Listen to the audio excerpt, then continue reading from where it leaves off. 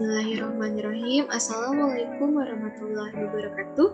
Perkenalkan, nama saya Indah Pramaswarisya dengan NPM 215020034 dari kelompok filsafat behavioristik kelas B tahun ajaran 2021-2022. Di sini saya akan membahas mengenai tugas yang telah diberikan oleh dosen pengampu dalam mata kuliah pengantar filsafat pendidikan.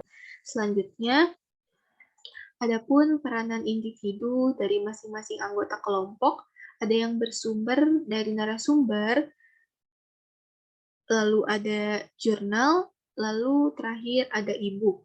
Dan saya pribadi di dalam peran individu, yakni bersumber pada jurnal yang ditemani oleh rekan saya Safana Aulia Zahra Arifin.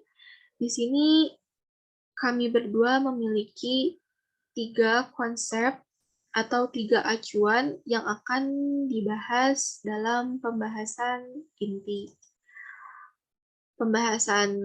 Sebelum kepada pembahasan inti, adapun tema yang akan kami sampaikan dalam pembuatan pembahasan ini. Tema yang kami dapatkan yakni memaksimalkan filsafat pendidikan sebagai solusi permasalahan pendidikan di sekolah. Dari tema ini terbentuklah latar belakang. Latar belakang yang ada yakni dari 3 rumusan masalah yang dapat kita lihat. Setelah terbentuknya rumusan masalah yang dapat kita lihat, terbentuklah judul yang telah kelompok kami sepakati, yakni aliran pendidikan progresivisme dalam efektif proses pembelajaran abad 21 ini. Dilanjut dalam pembahasan rumusan masalah. Yang pertama, ada rumusan masalah bagaimana faktor penyebab sumber daya pendidikan lebih difokuskan pada urusan administrasi daripada diarahkan pada proses pembelajaran secara utuh, total, dan menyeluruh. Bisa dilihat, kita memiliki 2 poin, yakni manajemen sumber daya manusia dan administrasi memang penting.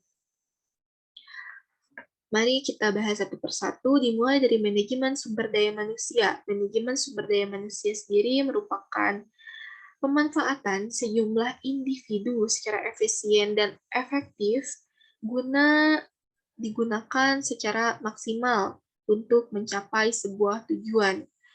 Di dalam proses pembelajaran seperti ini dibutuhkan manajemen sumber daya manusia dan administrasi.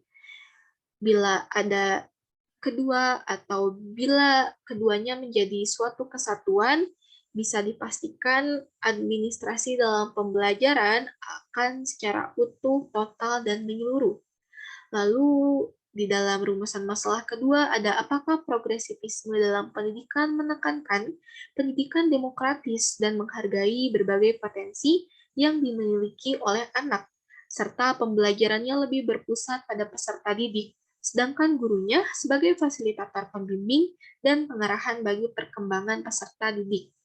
Di sini terdapat 2 poin juga, yakni aliran progresivisme lebih menekankan pada kebebasan peserta didik, lalu yang kedua harus memberikan pengalaman berharga bagi hal pemecahan masalah baru baik pribadi maupun sosial, di mana aliran progresivisme sendiri yakni aliran pendidikan yang sangat dinamis atau berubah-ubah sesuai zamannya. Di sini memang betul aliran progresivisme ini lebih menekankan pada kebebasan peserta didik, di mana halnya seperti proses pembelajaran abad 21 ini yang menginginkan eksplorasi daripada siswa dan guru hanyalah sebagai fasilitator yang nantinya akan membimbing siswa tersebut. Lalu harus memberikan pengalaman berharga.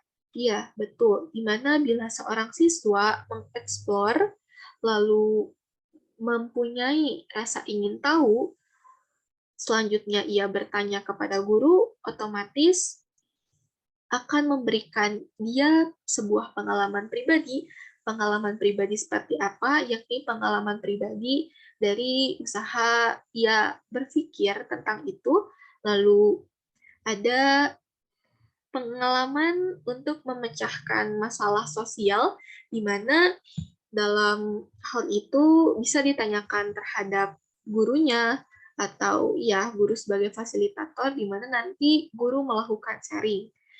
Lalu ada rumusan masalah ketiga, yakni bagaimana menerapkan sistem pembelajaran yang lebih menitik beratkan kualitas proses daripada kualitas hasil dalam pembelajaran abad 21 ini.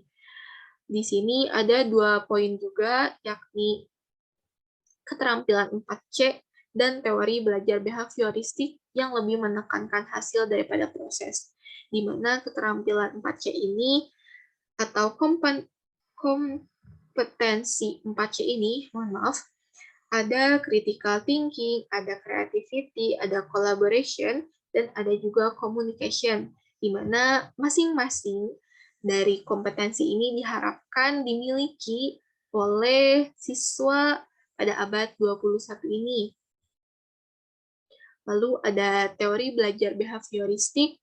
Teori belajar behavioristik itu sendiri merupakan teori perilaku yang tampak sebagai hasil belajar atau meningkatkan hasil dari sebuah proses yang telah dilaksanakan, di mana teori ini memang berfokuskan pada hasil daripada prosesnya, tetapi bila dilihat kembali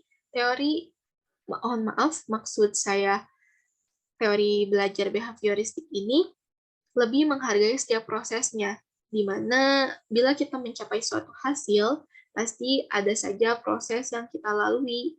Jadi, biasanya ada saja siswa yang mungkin belajar dari proses itu sendiri. Lalu, untuk saran yang dapat saya berikan dalam pembahasan kali ini, yakni untuk kedepannya, saya harap dalam sumber daya manusianya, manajemen sumber daya manusianya harus diatur sedemikian rupa supaya penyelenggaraan pendidikan ini tidak sampai kekurangan dalam sumber daya manusianya.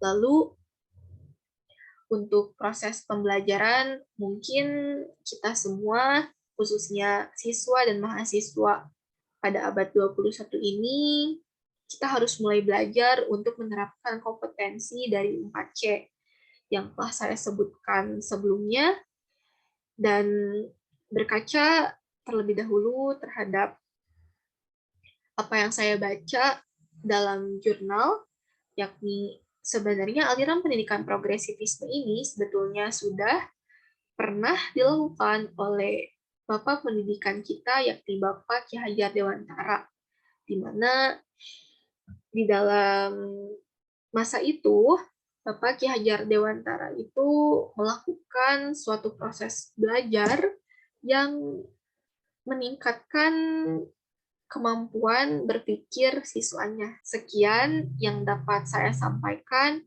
Mohon maaf bila ada kekurangan kata maupun kesalahan kata. Wabillahi taufiq wal hidayah. Wassalamualaikum warahmatullahi wabarakatuh.